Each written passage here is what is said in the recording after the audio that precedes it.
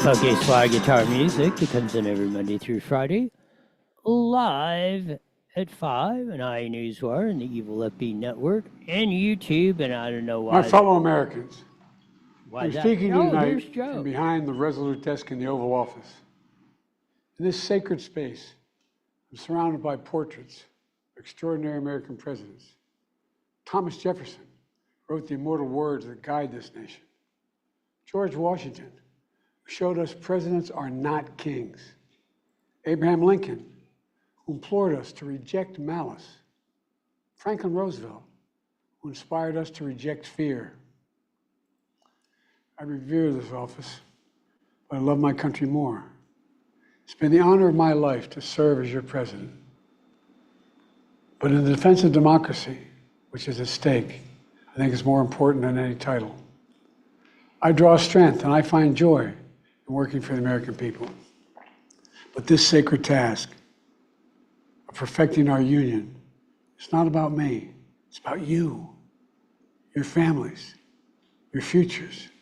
It's about we, the people. We can never forget that. And I never have. I've made it clear that I believe America is at an inflection point.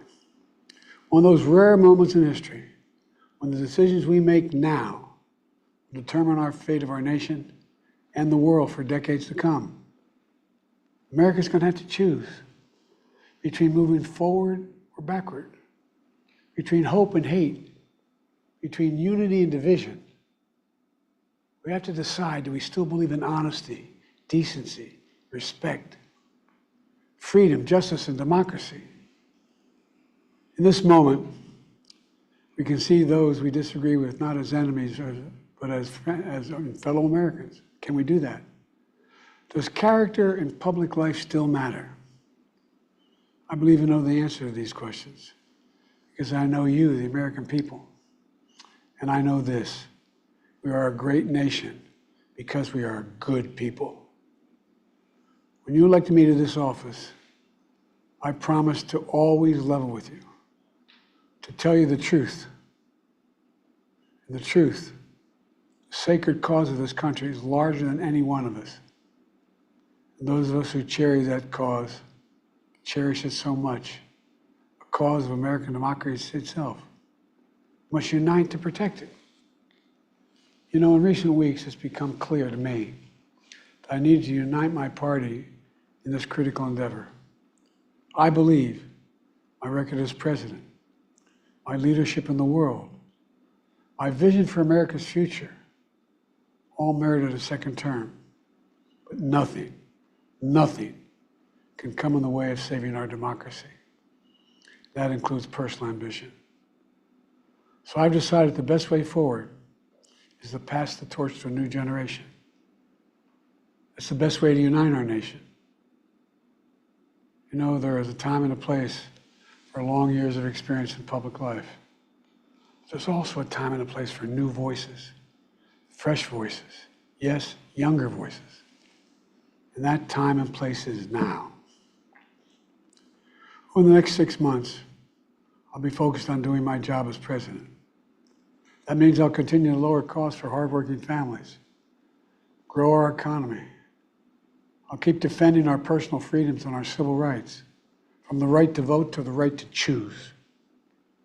I'll keep calling out hate and extremism. Make it clear there is no place in America for political violence or any violence ever, period. I'm going to keep speaking out to protect our kids from gun violence, our planet from climate crisis that is the existential threat. And I will keep fighting for my cancer moonshot so we can end cancer as we know it, because we can do it. I'm going to call for Supreme Court reform because this is critical to our democracy, Supreme Court reform. You know, I will keep working to ensure America remains strong, secure, and the leader of the free world.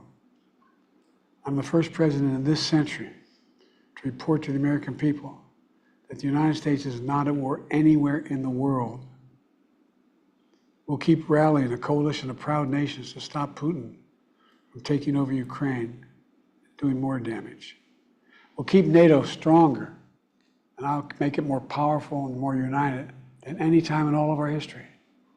I'll keep doing the same for our allies in the Pacific.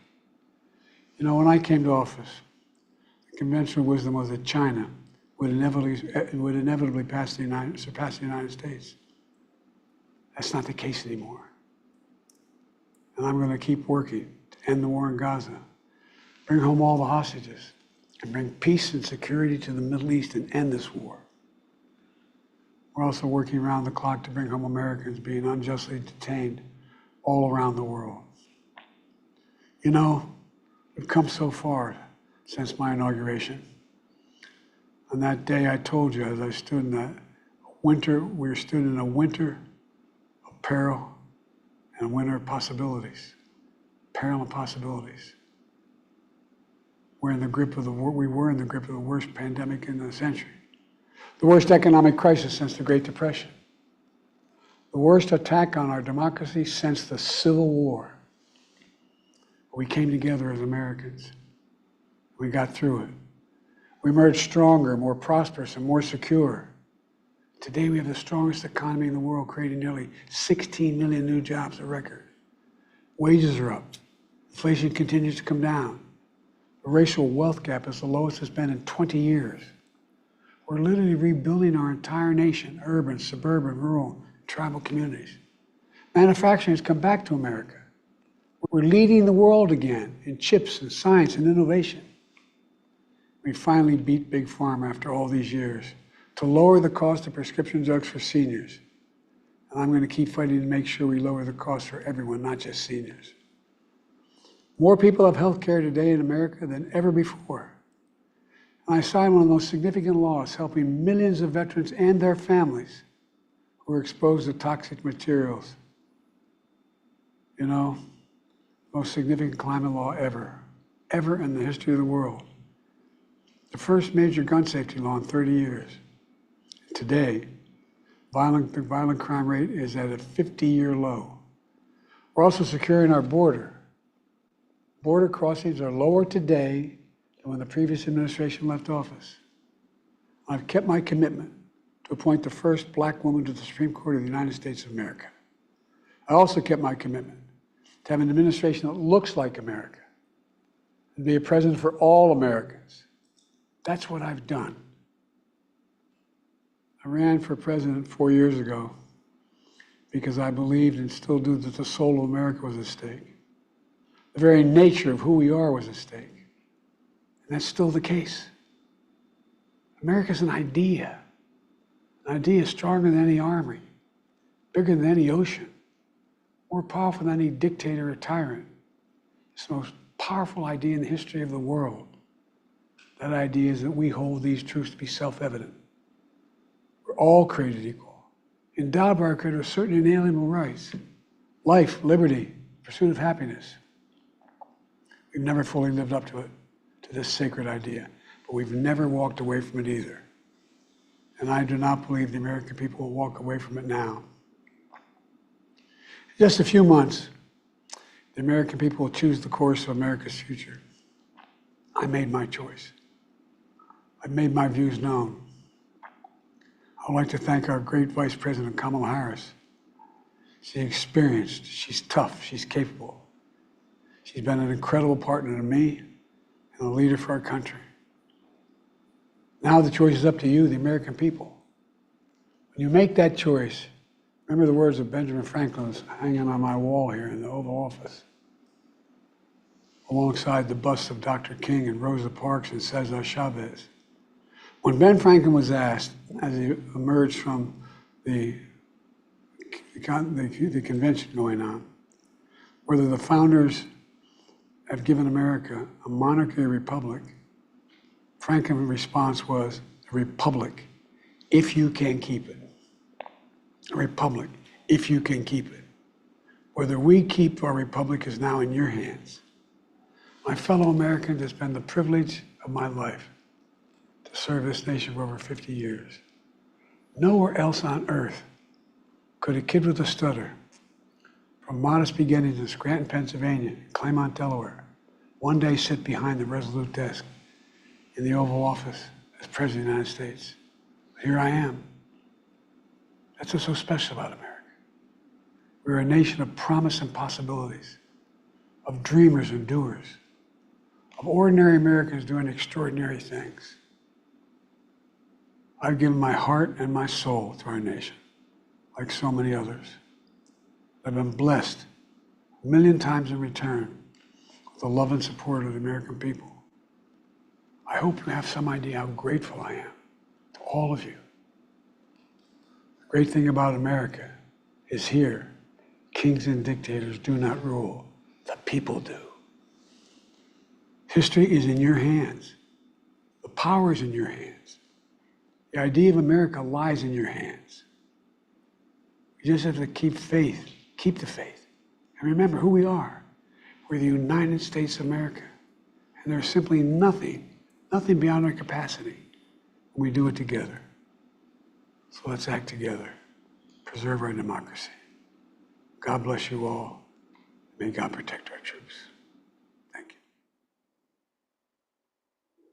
There's Joe Biden fading out.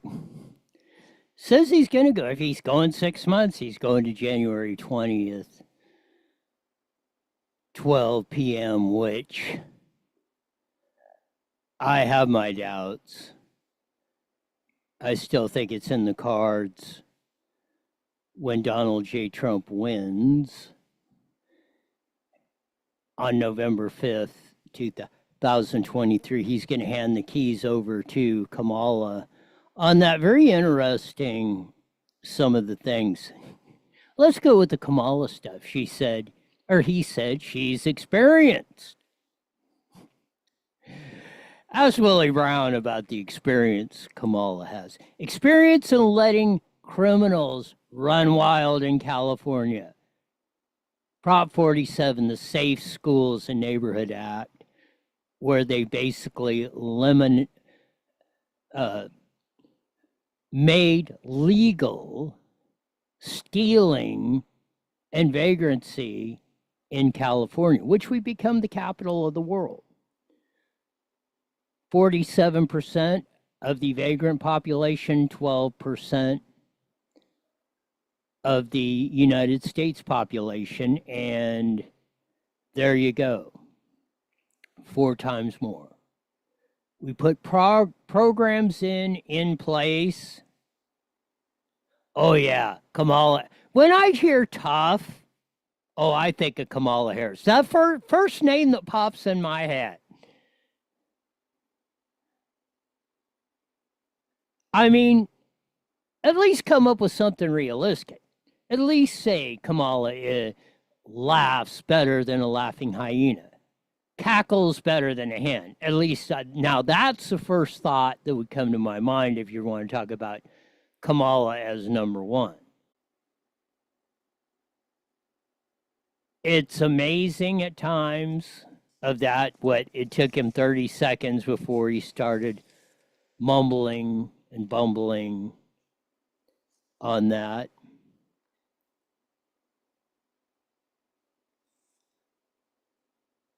The whole thing, the 16 million jobs and the whole.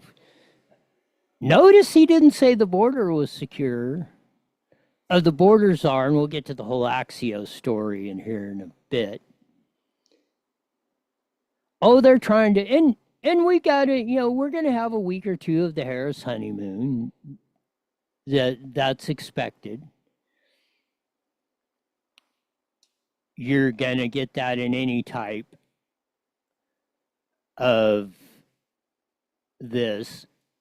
Still, polling, unless they're a cook poll. And most of the sentiment in America is in the snapshot of time right now, they do not like the vast 330 million. If they still had to choose between Joe and Kamala, Joe in his current state, more people are picking Joe, even in the Democratic Party. Of course, there's an all-out assault to prop her up. But it's going to fall. It's going to fail. It's one of the amazing,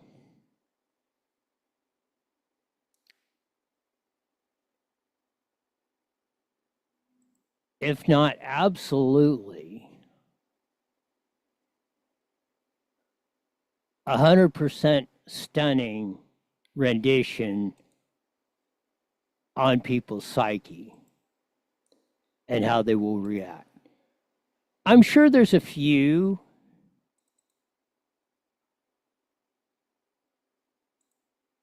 that will try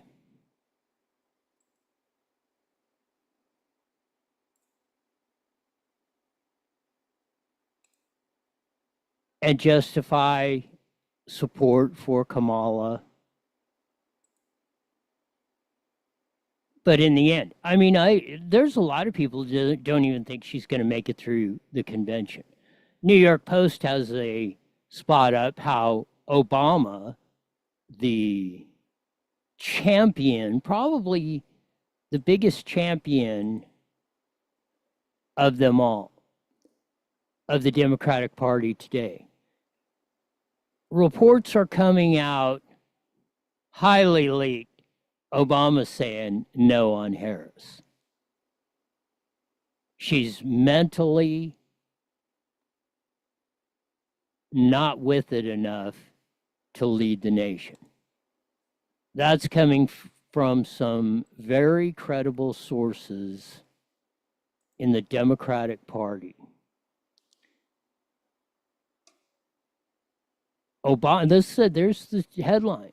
Obama doesn't believe Kamala Harris can beat Trump, which is why he hasn't endorsed her, sources. Former President Barack Obama hasn't endorsed Kamala Harris' presidential bid because he doesn't think she can beat Donald Trump, according to a source close to the Biden family. Following Joe Biden's shock resignation from the race Sunday and his immediate endorsement of the vice president, most of the Democratic elite have been quick to rally behind Harris, but Obama is a notable exception. Obama's very upset because he knows she can't win, the Biden family source told the Post. Obama knows she is just incompetent. The border czar who never visited the border, saying all that migrants should have health insurance, she cannot navigate the landmines that are ahead of her. This goes back to what I said earlier. And I think this is what turned the tide. Joe or his team, Hunter and Jill and Jim, probably came to the conclusion late Saturday night, Sunday morning, hey, we're not, we've lost support. We're not going to make it. We got to have an exit strategy. So they flipped that letter out from the White House simultaneously, and very few people knew it. Maybe the few family members and maybe one or two of his closest advisors. Reportedly, they were working on this Saturday night before it got dropped Sunday morning, Saturday night through Sunday morning. And he put the official White House letter out saying he's not withdrawing his name or to the Democratic Party or whatever it was. Then he simultaneously posted on X, he's endorsing Harris. Because that is a big FU to Obama and Pelosi and Schumer and even the elites. They're just the messengers. The money elites that control everything. That was an FU. Okay, if I'm not going to get it, I'm going to give you this. I'm going to give you this S sandwich.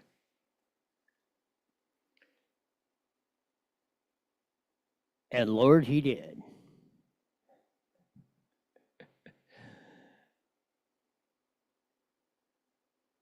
It's going to be a very fun campaign.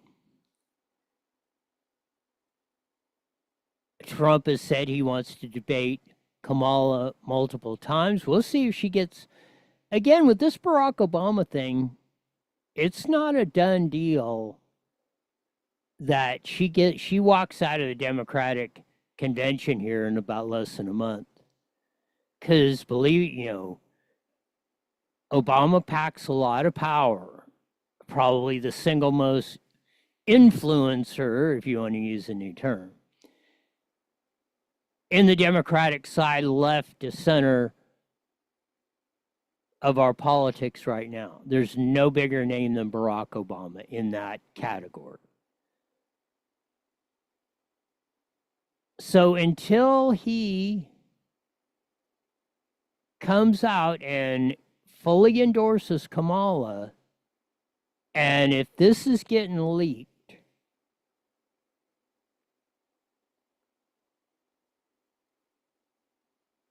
there's no way.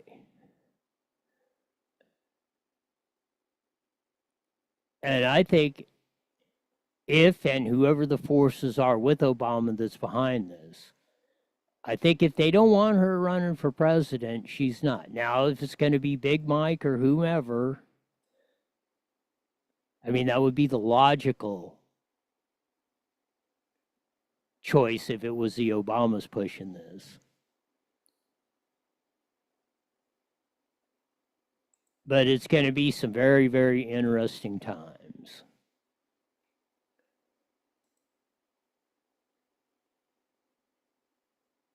This, and I guess it was announced about a week or two ago, but I missed it.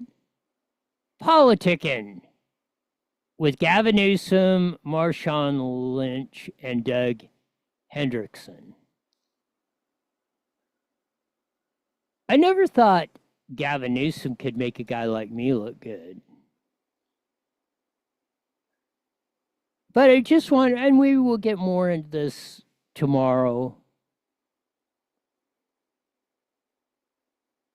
This stuff isn't as easy as it comes off as. Being on TV or radio, video, emceeing an event, giving a speech, doing the 3 minutes or public speaking. It's like anything else. People that have a talent for it, make it, your movie actors and actresses make it look like, hey, I could do that. And if you try to, just... But for those of you that are sensitive to the F word and all that stuff, hang on. This is Gavin Newsom with Marshawn Lynch, an old washed-up football player, and some sort of sports agent or something. I don't know where. Maybe he was Marshawn Lynch's agent or something, Doug Hendrickson. I guess they needed a goofy white guy to go with Gav and Marshawn, which looks... Marshawn looks like he could be on Vagrant Row down there. But I just want to get to this clip because Ashley Zavala, the great KCRA reporter, put out a story, and she didn't do a video. Maybe she will do one tomorrow of that, and maybe we'll have some more of that. But here is the podcast opening line. I think it's Marshawn Lynch, the washed-up football player, as we see. Well, let's take a listen. Again, if you got kids or some are sensitive to the F word, please tune out for about 30 seconds. You see if it runs. Some Amazon football stuff, right, Marshawn? Hell no, man. And I've been tripping trying to figure out why I ain't seeing my boy Batman running for motherfucking president. That's what I've been doing. I've been trying to figure out why dog ain't running for president. Oh, man. I'll tell you what, though. Let me tell you what I did this. So, Gavin, how's your week going, Gavin? Everything's great. This is normal, typical. Couldn't be. What? I said couldn't be. What do you mean couldn't be? I mean, because in my lifetime, I don't think I never seen the president drop out like that. How old am I? I ain't seen no shit like that. And then, because it make it a little bit more spicy because I'm sitting down with possibly the motherfucker that could really go and do it though. By the way, I wasn't sitting down when I got the word. I was on my treadmill. I was working on the treadmill. So that's our esteemed governor with Marshawn Lynch, MFing it up, F-wording it up. This is his new podcast, Politicking, as you're seeing up there on the screen. And it goes on with that. Like I said, maybe tomorrow we'll break down more of the tape. It's funny. It's funny, the incompetence of these guys. And they had Draymond Green on. And that's what I'm going to tell you for why. There's a guy who tried doing this. And he said, man, I was an epic fail. And you're going to see why. Gavin Newsom, when you put him out, and he's got Marshawn Lynch on there, and he's trying to act black. Let's put it the way it is. And you can't, if you want to look at, this is just my experience, if you want to look disingenuous, stupid, try to act like somebody you're not. Gavin Newsom is not Marshawn Lynch or anybody else. He's Gavin Newsom. Brought up of wealth and privilege, and we know the story. Arrogant POS, blah, blah, blah. You're not going to act ghetto. You're going to look completely stupid, Gavin, like your buddy Kamala, if you think you're going to roll out there and say, hey, I'm Mr. Ghetto with that.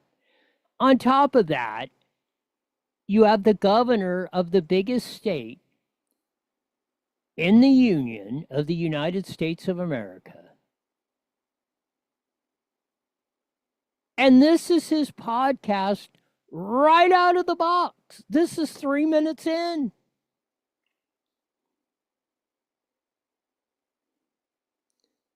And this wasn't just, a one-off, no, this goes on through the whole podcast.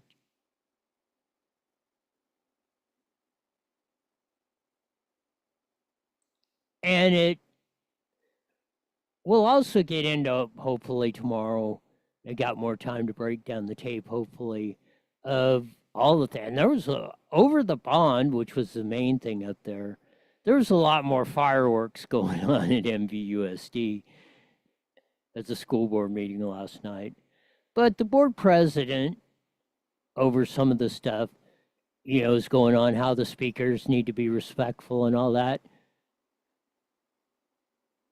I'd like to know from Brandy Clark and all the ones that are up there on the dais, did you vote for Gavin Newsom? Do you support Gavin Newsom? Do you respect Gavin Newsom as governor? When on his podcast, this is what, and the language he's allowing on that.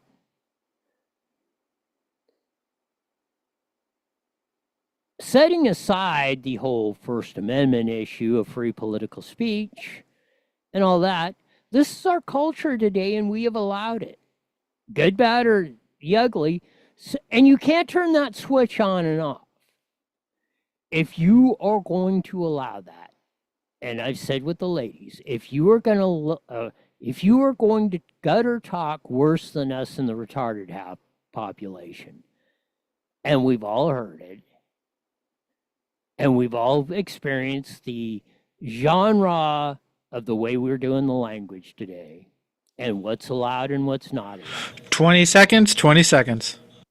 That's the culture of today, and you're not going to turn that around, Brandy, or anyone else, unless you start getting on guys like Gavin Newsom. Heard Jesse say we'll be rolling into the Mighty Mitt. 1498. Here we go. Seconds. IE Newswire Daily is on the air. The following is a paid program. Views and claims expressed are those of the program producer and are not endorsed by this.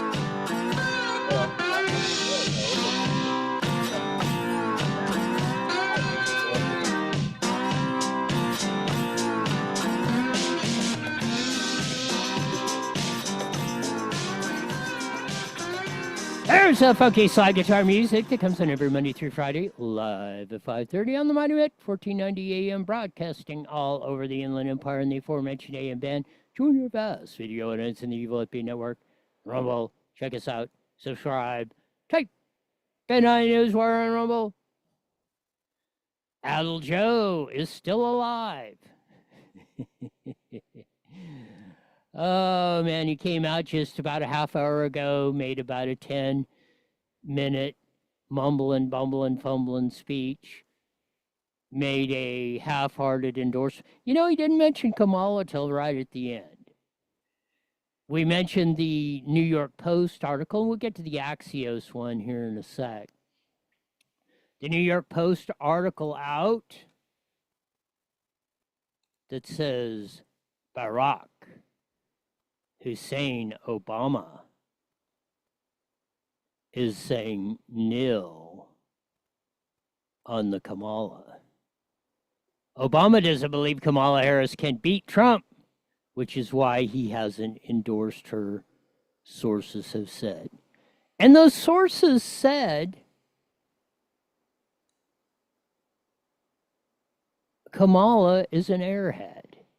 Not in those exact words, but Obama says, according to this report in the Post, the reason Barack Obama has not endorsed Kamala Harris is he doesn't think she's sharp enough to run the country.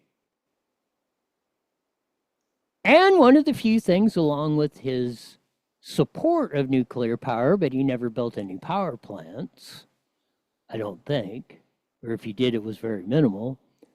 One of the few things I agree with Barack Hussein Obama. If you've been in California for any parts of the last 20 years or the United States, when did she get in the Senate? 18, I believe. So she's been on the national stage as a U.S. Senator. It was either 16 or 18. So she's been on the national stage for a while.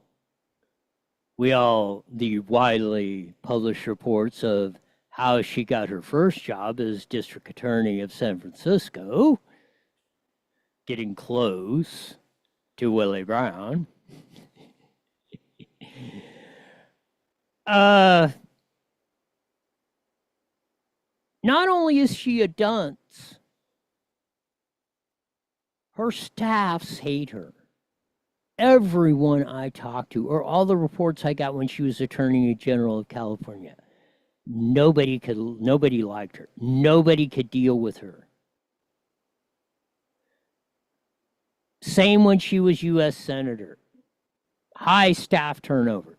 When she was vice president, what was it, about a year or year and a half ago?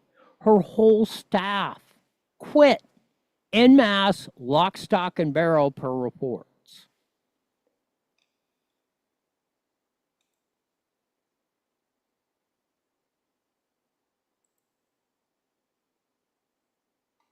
Again, it's amazing sometimes of how we get to these, as they say, situations.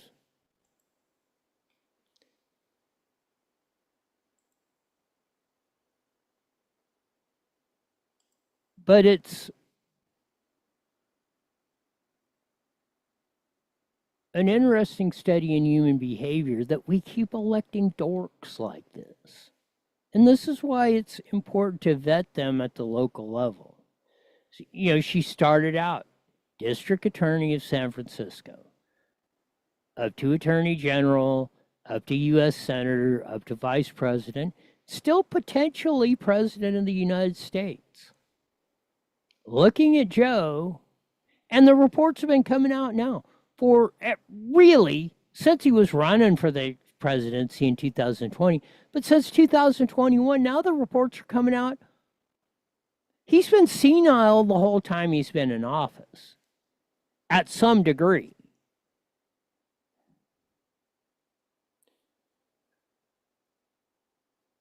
Besides Kamala Harris being as I said, I didn't think anyone could be as hated as Hillary Clinton, but she may come close.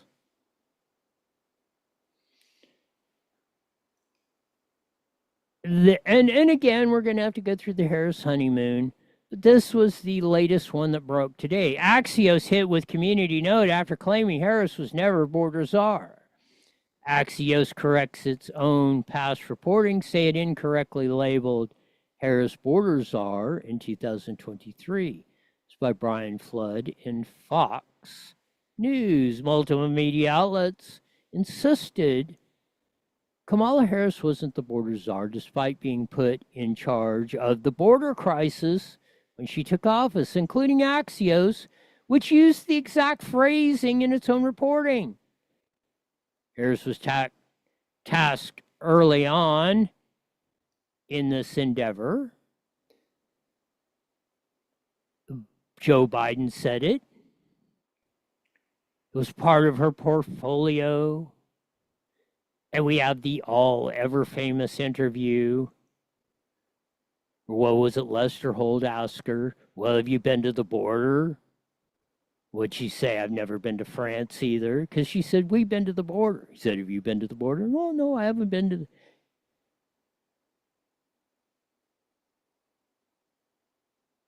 However, as we see in the report, media outlets have suddenly taken issue with the border czar moniker the Republicans used to describe her role as Harris heads towards the Democratic White House nomination, suggesting it's unfair to pin the thorny issue of illegal immigration on her. Axios was particularly roasted over a piece that seemed to contradict its own previous reporting and even updated its own story Wednesday by saying it incorrectly called her the border czar in the past. This article has been updated and clarified to note that Axios was among the news outlets that incorrectly labeled Harris the border czar back in 2021. So they're scrubbing the articles now. They called her border czar, and Axios is an establishment left wing, all funded by the deep state money. If the establishment pulls the money out of Axios, it no longer exists.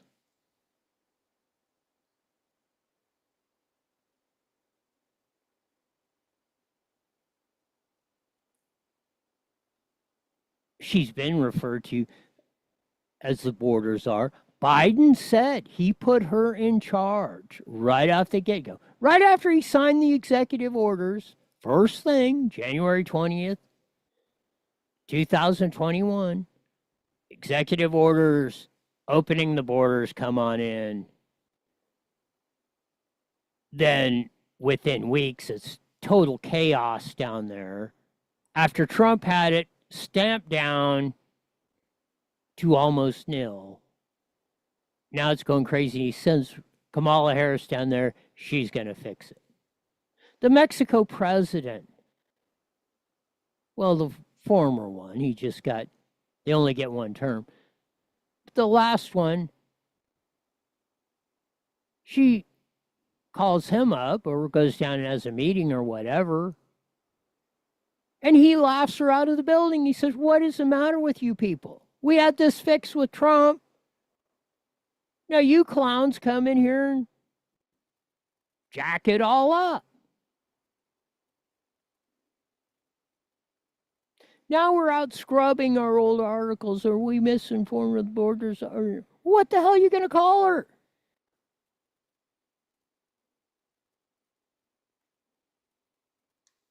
Immigration. The illegal border crisis is the number one. Poll after poll, survey after survey, number one complaint, concern. You better fix it from the American people is the border and the immigration crisis. You have 2/3 of Americans saying deport them all. Even a majority of the Hispanic Latino community. I think they're at like 60%.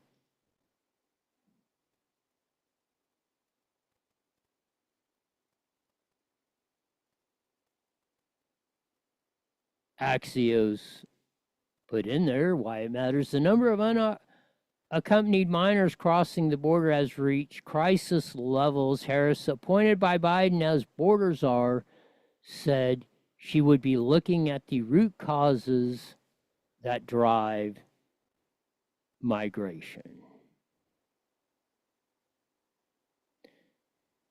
March 24th, 2021, Axios, Biden puts Harris in charge of border crisis.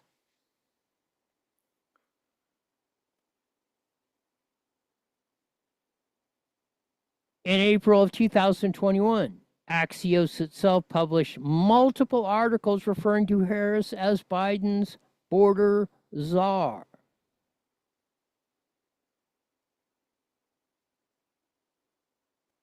Now they're saying, well, that's a title she never had. Well, of course, she's vice president. If you want to say her official title is vice president of the United States. The vice president of the United States, in her official capacity, does whatever El Presidente says. And if El Presidente tells the vice president, you're going to get your shiny little fanny down and try and PR our way out of this illegal immigration crisis, then that's, you get on Air Force Two or whatever, and you get down there and get it done.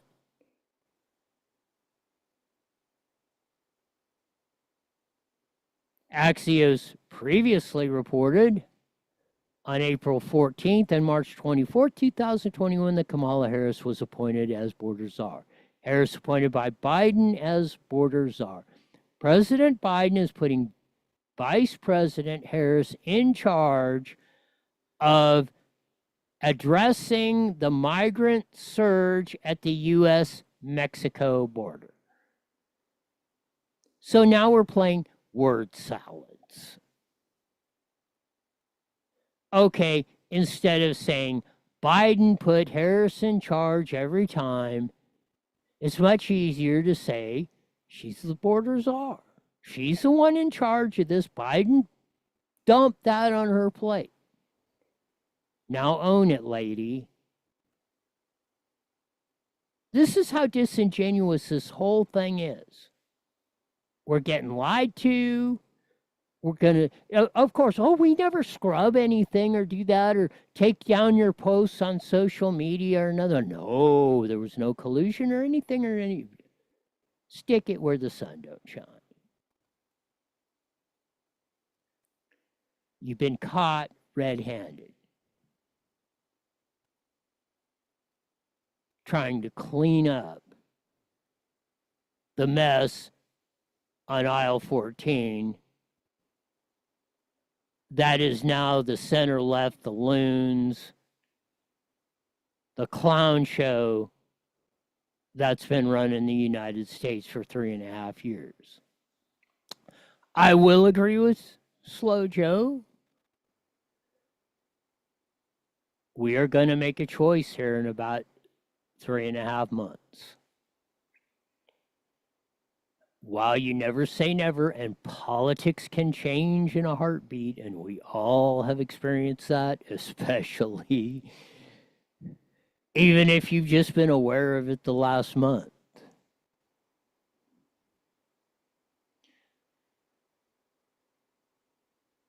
Even some of the most strident left-wing true believers that are in the nuts and bolts of politics, they really don't see, they have not drawn up a credible path to victory for Kamala Harris. It's actually worse than Joe Biden. And Joe Biden, they were looking with Joe Biden, and that's why the whole hoopla has been going on in the hierarchy of the Democratic Party. They were looking at a 330 to 40 vote electoral college win for Trump. And so Trump loses a state here, there, that. There was no path to victory, legitimate, illegitimate. We can't print enough ballots or whatever. We can't fix this.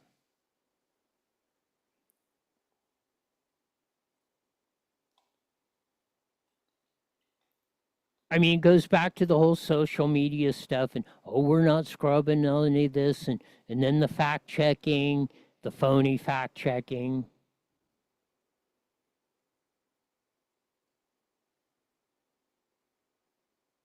It's going to be probably one of the most interesting 3.5 months left in our politics. Of course, as anybody, nobody has a crystal ball, and you can't predict to 100% certainty. But this deal's going to take a lot of twists and turns that a lot of people have not anticipated.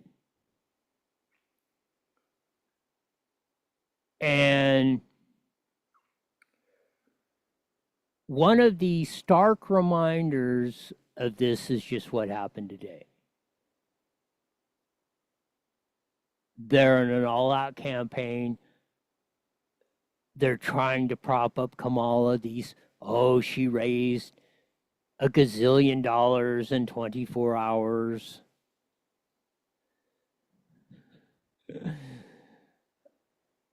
I bet you that money came from one or two sources. Look what they did in 2008 when the Bear Stearns and the financial crisis and that, and they all of a sudden kicked a couple boxes over in the White House and found $3 trillion they injected into the banking system.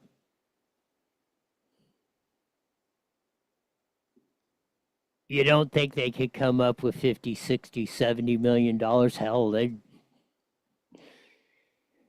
even the computers wouldn't even hesitate. They wouldn't even put up a warning sign. Hey, something's a little out of shape.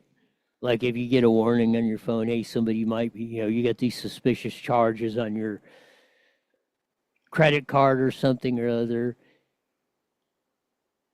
At that, on the world stage of what we've done previously, hell, that wouldn't even, like I say, that wouldn't even trigger an alert. So we shall see how this all shakes out.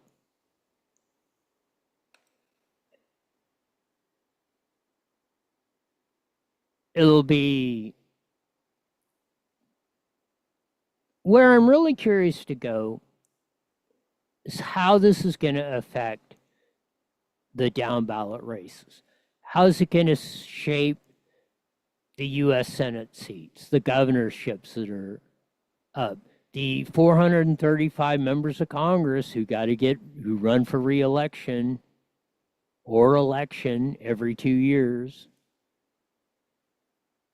down to our local, state, local, county, school boards, city councils, state legislatures, and the Lord knows, California probably, of any major state, needs the most help. Maybe Illinois is a very close second, or a 1A. But we got a lot of work to do, and we got a lot of work to do in the Inland Empire. We don't know yet. We won't know till after August and all the nomination papers are filed and certified by the Register of Voters. Who's running, or who's officially running in our local races? But we do know on our state legislatures and who in the most important races, at least in Riverside County, Assembly District 58, Leticia Castillo. Hands down, no question, over Clarissa Cervantes. Senate District 31, and that's, well, let's go to 8060, Ron Edwards.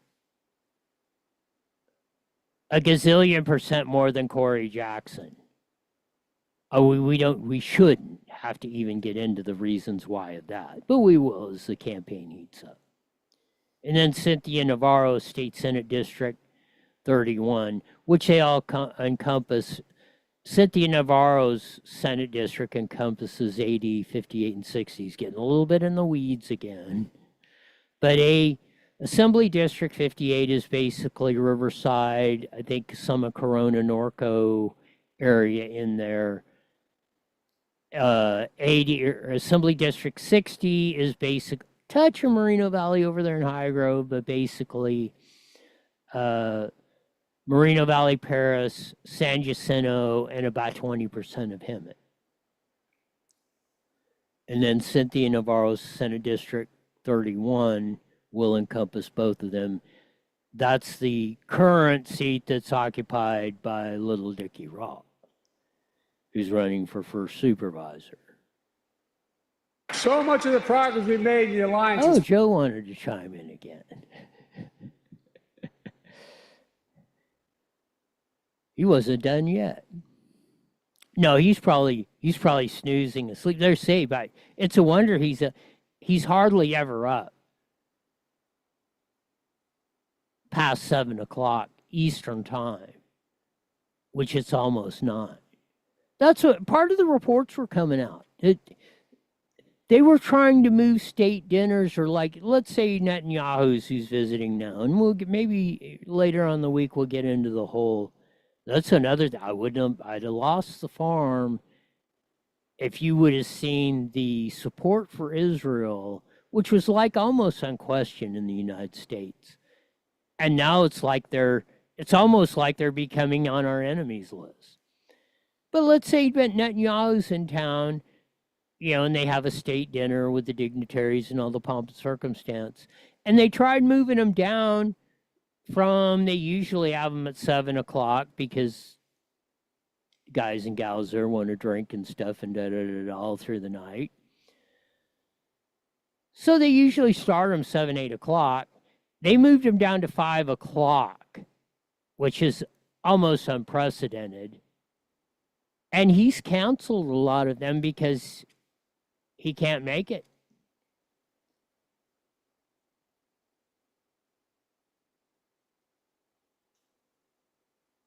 Strange days indeed.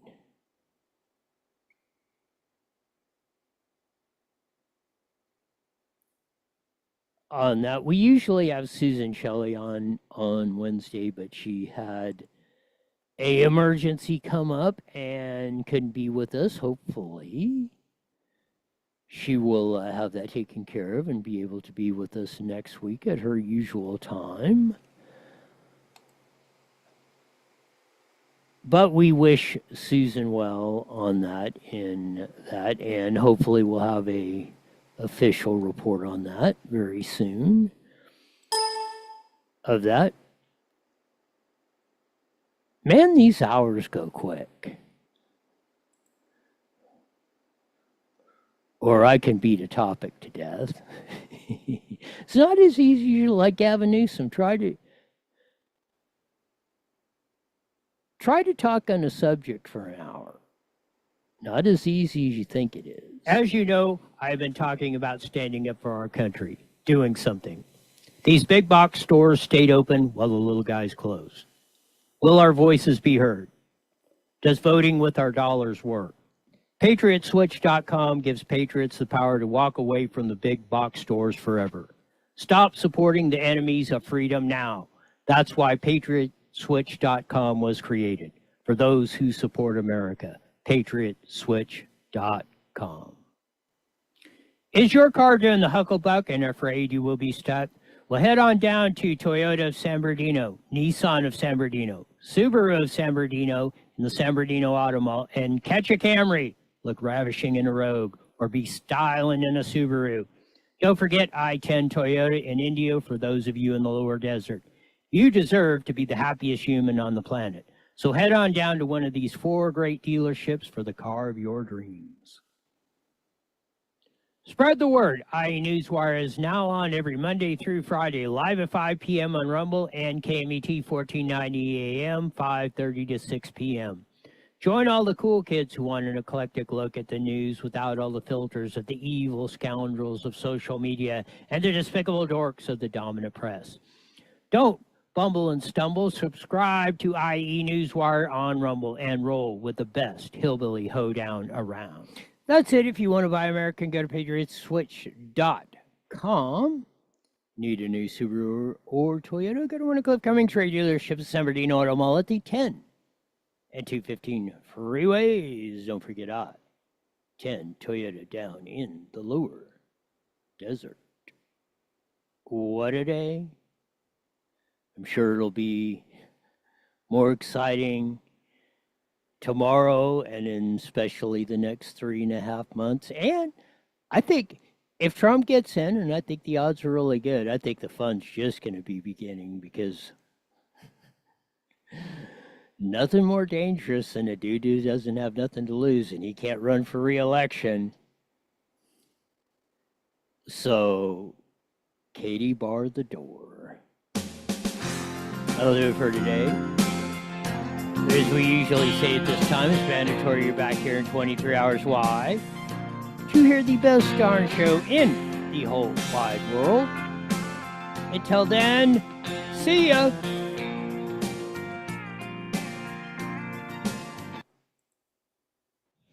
All right. I will talk to you later. So I need you to come by. It worked the other day on Rumble. Whatever, you set it up, and it does the preview and all that, and you hit it, and it just never played. This is the second day in a row it's never played the show. So XSplit's just updated. So I don't know if something got nuts on the way we were doing it, or something screwy's changed, because it'll load on Rumble with the intro, but it'll never play. It hasn't played the show the past 2 days. Okay. I can stop by on Friday. Okay. And are you going to be free tonight? I can always stop by. Probably no. I probably won't. By the time you get off at 7, I probably won't be here. Okay, no problem. Okay. All right, bye. We'll see you.